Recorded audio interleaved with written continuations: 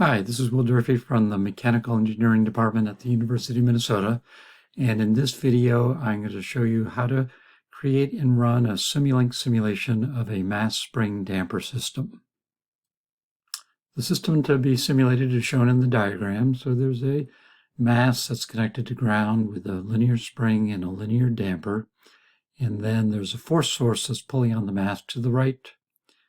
Just below the diagram is the equations of motion that define the system, which you can get in any one of a number of ways, and certainly by doing the free body diagram for the mass. Then the bottom equation is the form that you want to have the system put into before you go to the Simulink simulation. And the key is that the highest derivative for x is by itself on the left. So that x double dot is by itself on the left, and then everything else is on the right. And then for convenience, that 1 over m is a gain that's pulled outside that multiplies the three factors on the right. So get the equation into a form like that. Now, before we get going with the Simulink simulation, here's a concept that is really useful to have you understand what's going on when you put those equations into Simulink. And that's this idea that the equations tell us what x double dot is equal to. And we want the simulation to find x for us. So x double dot is the acceleration, and we want to find the position. So if we run the acceleration through a integrator, that'll give us x dot, which is velocity. And then if we run it through a second integrator, that will give us x, which is the position. So you'll find when you're doing the Simulink diagrams, for every equation that you have a second derivative, and you'll have one of those for every mass, in the Simulink diagram, you'll be setting up two integration blocks and then interconnecting them along with some other elements to give you the simulation, as I'll show you shortly. Okay, so we've got Simulink going here, and let's start pulling in some blocks. So I'll open up the library browser, and then under Simulink, and then commonly used blocks, we'll go down and look for the integrator, and then drag a couple of them onto the screen.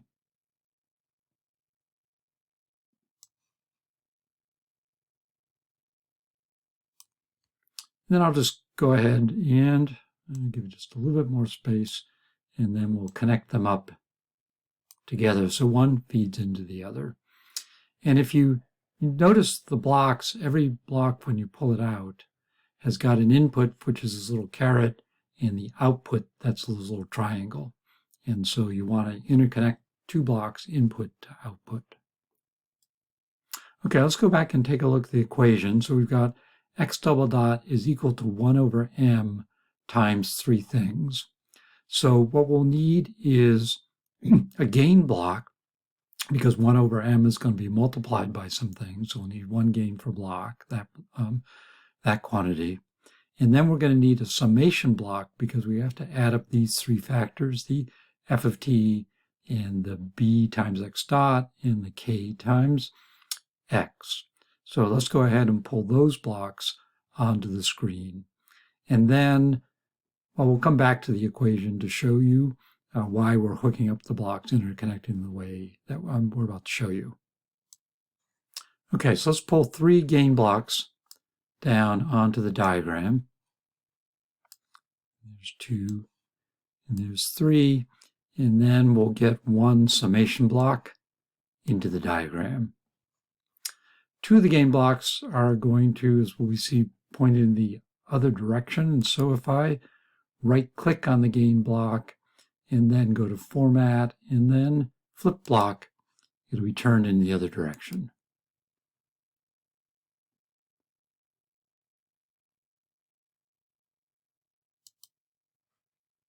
And then the summation block, let's turn that into a square block. So we'll look under Properties, and then let's see, it's not under Properties. So all I have to do is double click on the summation block, change the icon from a round to a rectangular shape.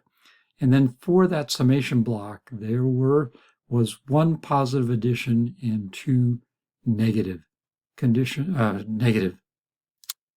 And to refresh your memory, so again, look at that summation. We have one positive quantity, f of t, and then two negative quantities. For that summation block, we want three inputs, one positive and two negative. So the number of inputs and whether positive or negative is all here in the list of signs. So we want one positive input and then two negative inputs. And then we'll click OK. And then we'll just take that summation block and we'll just make it a little bit bigger to make it easier to see. And we've got one positive input and two negative inputs. Okay, now I'm going to wire everything up, and then after it's wired up, I'll explain what's going on. So we're going to have one gain block that is going into the first integrator, and I'll just go ahead and wire it up.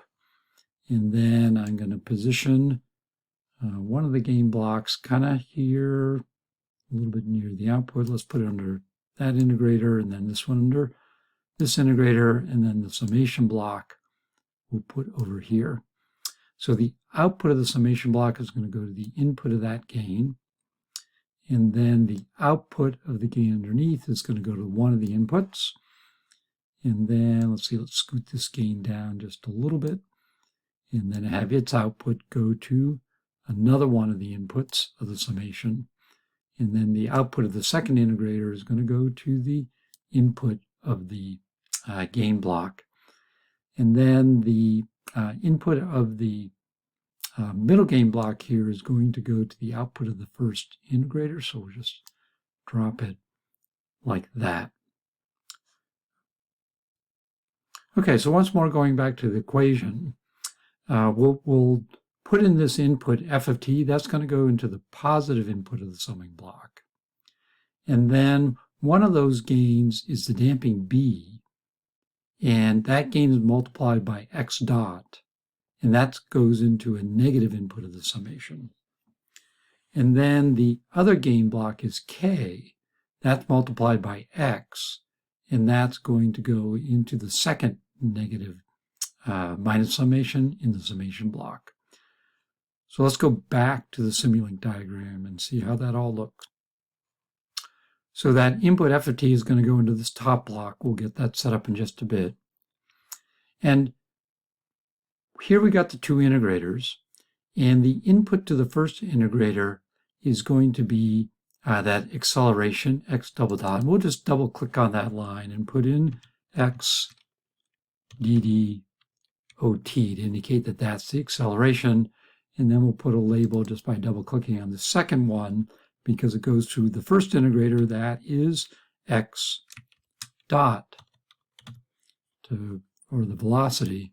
And then we'll label the output as x, or the position. So here comes the position out. It's going to be multiplied by k. We'll just have k equal to 1 for now. And then that goes into the summation as the negative. And then here's the velocity, this x dot. That comes out, gets multiplied by b. The damping coefficient, that will leave us a gain of 1 for now. That goes into the minus of the summation block. And then the output of that sum gets multiplied by this gain, which is 1 over m, if you recall looking back at the equation. And just for now, we'll have 1 over m equals to 1. And then that's what's equal to x double dot. So the output of that gain is x double dot. So that's how the diagram, core diagram, is wired up. Now we have to deal with two things. One is the input function, that f of t, and then second, the output, so we can take a look at it, the output x. So the input, we're going to have a step input function, and that's not under the commonly used blocks. But if we go in and go under sources, because that's a source, and then scroll down, and it's a little far down, there we go. So it's the step, so we'll drag that into the diagram. And then the output, we're going to look at it on a scope. And so that's under the common blocks. And let's pull out a scope so we can take a look at the output. Then we're done with the blocks for now, so we'll close down the library browser. And then we'll just kind of move everything a bit over. Really, the easiest way to move it over is just to scroll out with your mouse wheel, then scroll back in till you get things centered about just about where you want them. Okay, so we'll take this step function, move it over here, and connect it to the summation block, and then the output, so we can see it, see the output. We'll connect that up to X. Okay, let's take a look inside the step block, and it's going to step at time t is equal to 1, and it's going to step from a value of 0 to a value of 1, so that all looks good. All right, we're ready to run the simulation. So it's got a stop time at time t equal to 10, and you can adjust that by adjusting what's in the little block up at the top. And then we'll double click on the scope so we can see the output and kind of park that down right over here, and then click the run button.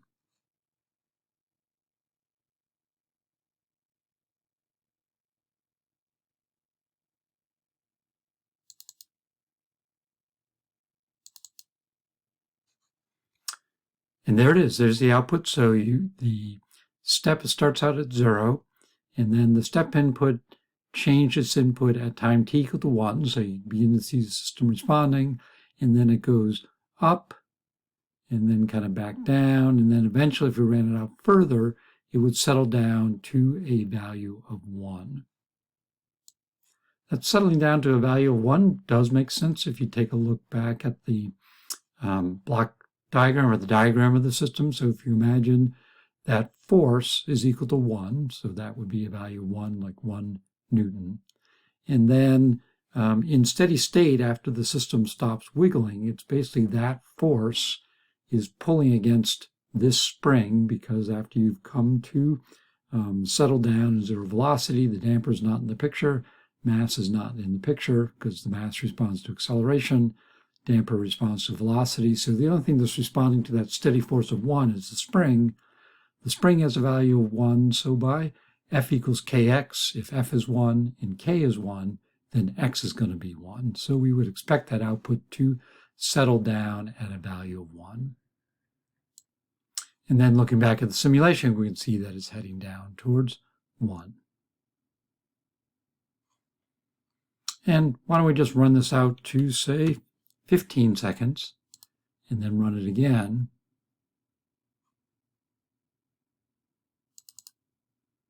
And take a look at the scope, and again, you can see that the value is going towards 1. Okay, let's run it again, but maybe with some changes with some of the parameters. So I'm going to make the Simulink window just a little bit smaller.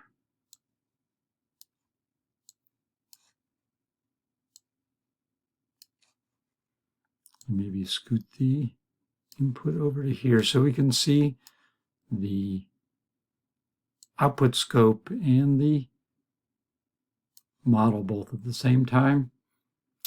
Okay, so here, this one that is coming off the velocity is the damping. So right now the damping is 1, and that gives us a output response that overshoots its steady state value of 1 and then kind of settles back down. So let's see what happens if we change that damping to 0.1. So I double click on that block and change it to 0.1. Click OK, and then click Run on the simulation. And what you see on the output is now there's much more oscillation because there's less damping to damp down the oscillation. And eventually it's going to decay down and settle down to the same value of 1, but it takes much longer to get there. So that's what happens if you lower damping. Let's say that we kept the damping the same at 1, and then instead we change and let's run this so we can see what it looks like. So this is back to where it was before.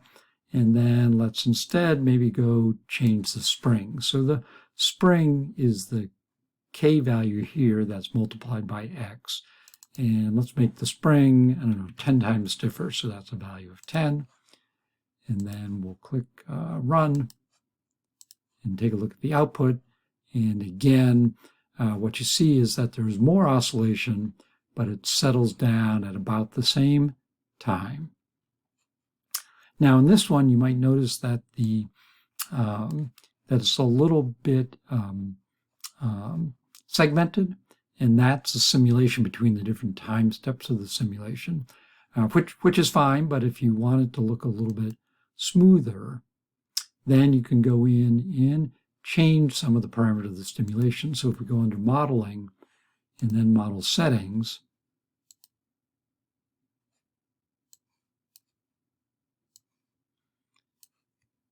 up comes a new window with some of the settings on it. And under Solver Details, we can say that the max step size, rather than being automatic, let's make it be 0.01. Click OK. And now let's run the simulation one more time. Click Run. And there we've got a much smoother output. The downside is going to take longer to simulate, which doesn't matter for a model this simple. But if you have a complex model, then having too fine a time step on the simulation means you might have to wait a while for the simulation to run. So you can see it's a nice system for being able to examine a system, change the model numbers, change the parameters, and explore the output for the step response. Okay, so I'm going to show you one more thing. All this is done from within Simulink, but I'm going to show you how you can change the parameters from the MATLAB command window, and also how you can plot from the MATLAB command window, because you have a little bit more control over the plots than you do with the scope. So for that, I'm going to turn these gains into variables. So I'm going to have this gain be 1 divided by m, 1 divided by the mass, because that's what it stands for. And you can see that there's an error message, and it's outlined in a light red because Simulink doesn't know what the value of m is, that variable, but we'll set that later back in MATLAB. And this is the damping, so that's b is that gain, so we'll make that a variable. And then here is the spring constant k, so we'll set that variable.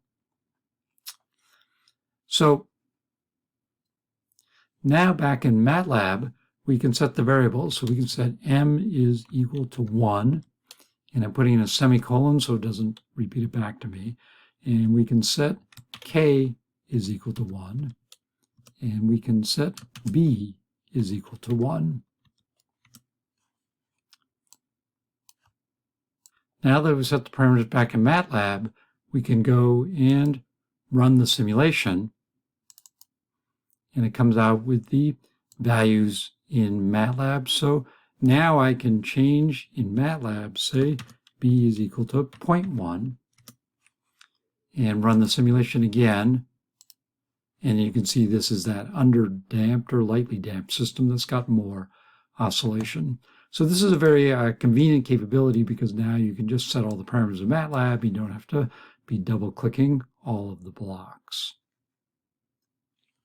So finally, I'm going to show you how you can have the output results be pulled back into the main MATLAB and appear as variables in MATLAB, so that you can use the MATLAB capability to plot those time courses, signals the time in the positions and the velocities. So for that, we're going to go into the library browser, and there's a couple things that we need. One of the things that we need is the clock. And the clock is a source, and this is a simulation clock. So in order to get the t for plotting a function of value with t, we need to get the clock in there. And then we need what's a sync, which is called a two-workspace sync. And this takes the outputs from the Simulink simulation and brings them into MATLAB. So we need 3 of those, because we need the time And then we're also going to look at the velocity, and then we're going to look at the position. So 3 of those to workspace blocks. Okay, so let's take the first one, and then we'll run the clock into it and double click it. And there's first thing we're going to do is going to give it the variable t, t for time. And then we're going to change it from time series to an array in that dialog box, and then click OK. And then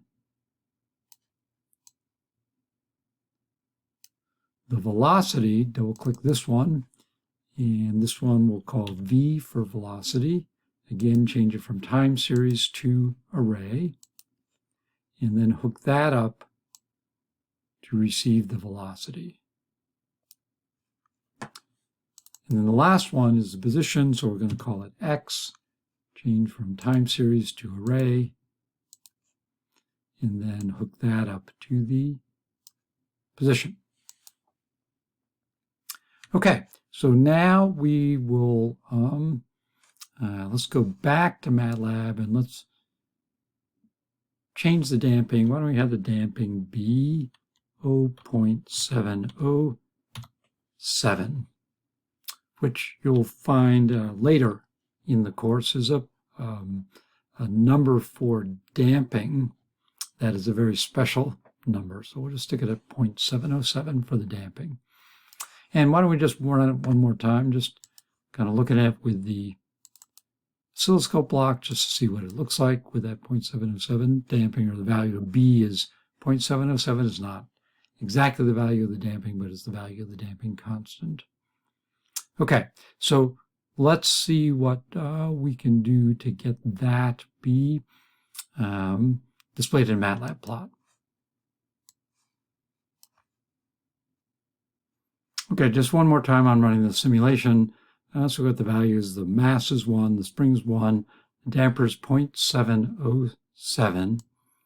And then if we go to the Simulink system, we run it and take a look at the scope. And so this is what the output looks like. Okay, so going back to the MATLAB window, if we type who, that tells what variables are in the system. So we have the B and the K and the M values, but we also have this out, and that's a one that contains all of the outputs from the 3 two workspace blocks, the V, the X, and the T. So now if we do plot, the plot command of the out.t, so that grabs the time variable, be on the x-axis, and out.x on the y-axis, that'll give us a plot of y, the position as a function of time. And so the nice thing about plotting in a MATLAB, there's just many, many more options in the plot. So for example, you can change the aspect ratio of the plot just by changing the plot window, and the plots look a little bit cleaner than you've got with the scope. And there's a whole just range of things you can do in terms of doing the axes on it. So we should, in fact, why don't we just go ahead and add some axes to this plot. So let's position our windows so we can see what's going on. Okay, so let's get an x-axis. So that's the x label, and then parentheses, and then the x is time, and it's in units of seconds. And now we see that there's an x-axis appearing, and then we'll do a y label, and y is position, and then it's units of meters. And now we've got a y label on our plot, and so now we can make the plot just the way we want it. You know, if we want to have it be a low aspect ratio, it can kind of look like that. High aspect, it can look like this. So that's how you can get variables to appear in the MATLAB space and then manipulate in MATLAB. And then one last thing, let me show you how to put this figure into a document, for example, a homework document. Okay, so you've got a document and you're typing along. Here is the figure, or whatever you want to have it. Then if we go into MATLAB, then under Edit, and then do, well, let's see, first we get the, again, the aspect ratio exactly how we want it to look. Then we do a Edit, Copy Figure, and then we can go into the Word document and then do a Control V for Paste, and then the figure appears in your Word document as an image that you can place wherever you want. So that's a good way of getting things from MATLAB into a document. You can also, there's a variety of things. You can save the image as an image file, PDF file, whatever you want. So I hope that's given you a little bit of a sense for how to simulate a spring mass damper system in Simulink.